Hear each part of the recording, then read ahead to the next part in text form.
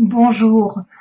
Dans la petite série de vidéos que j'ai l'habitude de faire qui se rapportent aux questions les plus fréquemment posées dans les groupes de victimes que je suis sur Facebook par exemple ou dans les réseaux sociaux, une question m'a interpellée et du fait justement de sa récurrence.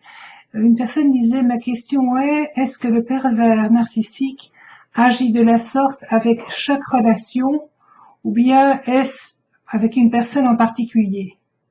Ce que j'ai compris d'ailleurs derrière cette question, c'était est-ce que le PN qu'elle côtoyait agissait de cette manière-là qu'avec elle, ou est-ce qu'elle le ferait, ou est-ce qu'il le ferait plutôt également avec d'autres femmes? Alors sur ce sujet, les réponses vont souvent dans le même sens et avec la réflexion que l'on peut avoir quand on est une personne empathique.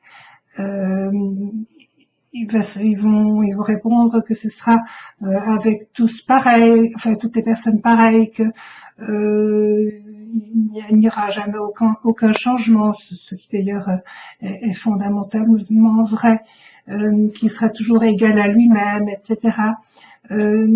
Comme si en fait on avait en face de soi un robot qui agit toujours de la même manière, quel que soit l'interlocuteur. Et c'est là que je me pose plutôt en défaut, si on peut dire. Je ne pense pas que ce soit comme ça. De tout ce que j'ai pu étudier et observer me permet de le dire maintenant. Le pervers narcissique va agir différemment avec les différentes personnes avec lesquelles il va se trouver. Le fond de la personne restera le même, le mécanisme de la personne restera le même, mais sa manière de fonctionner pourra être différente parce que tout simplement il va s'adapter.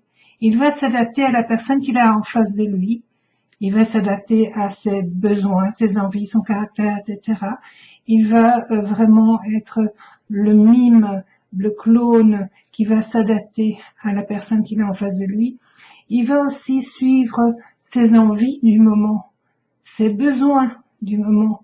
Peut-être que chez la personne, il y a quelque chose qu'il convoite et donc il va faire en sorte d'aller et d'obtenir ce qu'il convoite, ce qui sera différent de la personne précédente qui ne possédait pas cette chose convoitée. Donc vraiment, il va s'adapter à la situation, s'adapter à la personne, s'adapter à son envie, s'adapter peut-être à la position des étoiles, je ne sais pas, mais en tout cas, il va être différent avec une personne et avec une autre personne.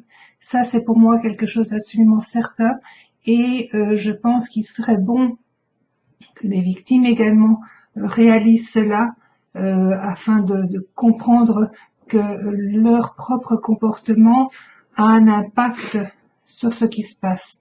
On est vraiment dans une dynamique relationnelle.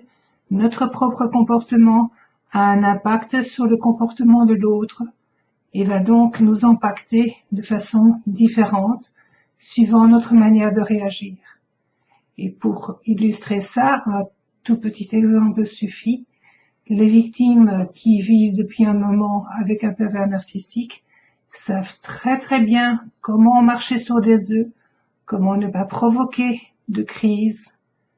Donc, si on décortique cette pensée-là, on se rend compte que ces victimes savent très bien, en fait, comment ne pas provoquer de crise, donc aussi comment en provoquer.